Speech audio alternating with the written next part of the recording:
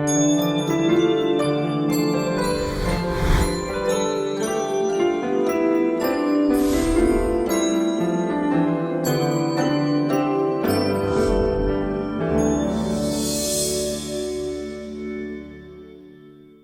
synopsis for Kiss Me Like a Stranger by Gene Wilder is: in this personal book, the star of many beloved and classic film comedies, from The Producers to Young Frankenstein, Blazing Saddles to Willy Wonka and the Chocolate Factory, Gene Wilder writes about a side of his life the public hasn't seen on the screen.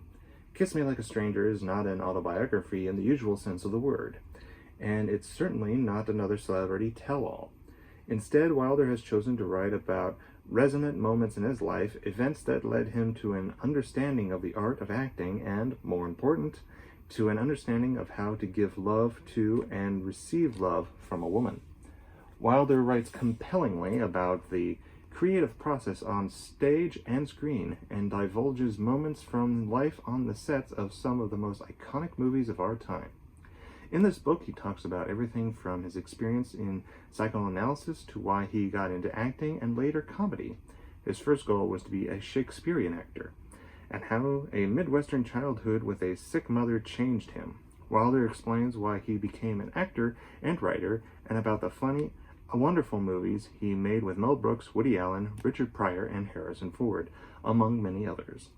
He candidly reveals his failures in love and writes about the overwhelming experience of marrying comedian Gilda Radner, as well as what finally had to happen to him to make a true and lasting commitment to another woman. A thoughtful, revealing, and winsome book about life, love, and the creative process. Kiss Me Like a Stranger is one actor's life in his own words. And that actually sums it up perfectly. This book is, on its own, is a beautiful, amazing, intimate book about Gene Wilder and his life, as what the synopsis read. And it's funny, and it's very, very dramatic. It has soul. Like, when I say intimate, I mean you really intimately get to know Gene Wilder in the most unusual way, because, like it says, this is not your usual autobiography. It's like he's telling you everything. He's telling a story about his life, and he's there telling it to you.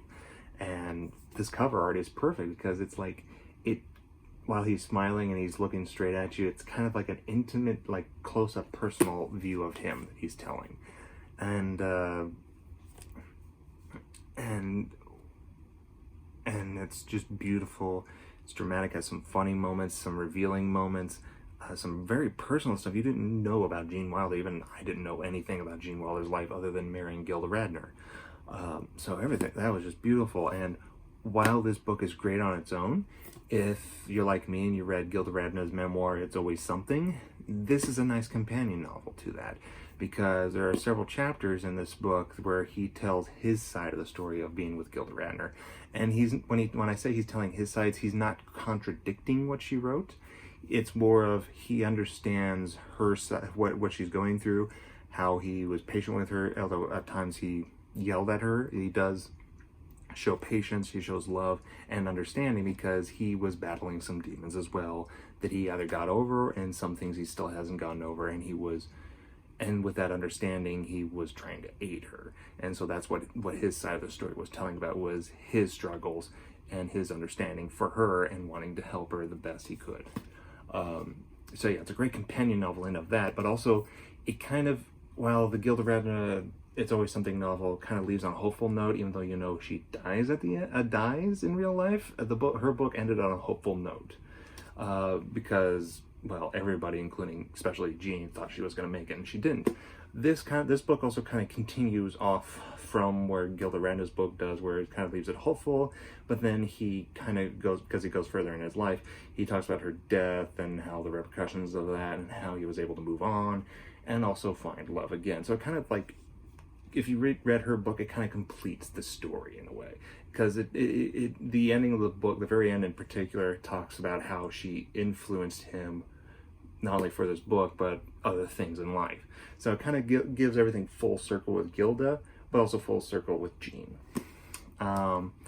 And while all the little facts in this book is great, particularly if you're like me, a film buff, all the little facts are great. And I had a very nerdish moment when I read this book, because when he was talking about Blazing Saddles, I got to a point where in the text it said Hedley Lamarr, but when I read it as Hedy Lamarr, and I had to slap myself and say that's Hedley. And then a few seconds later I said, hey, it's 1874. You could sue her.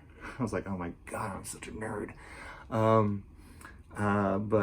Yeah, there's just everything, and there's great knowledge of making ofs, his feelings of things, how things came about, but also just of his life, his personal life and struggles and relationships, like with Richard Pryor or Marty Feldman and some Mel Brooks, you know, all these relationships, how they meant to them, how he felt about them, how, you know, his reluctancy, his struggles, how he felt guilty about being famous and how he didn't deserve it at times, and how he was able to overcome that.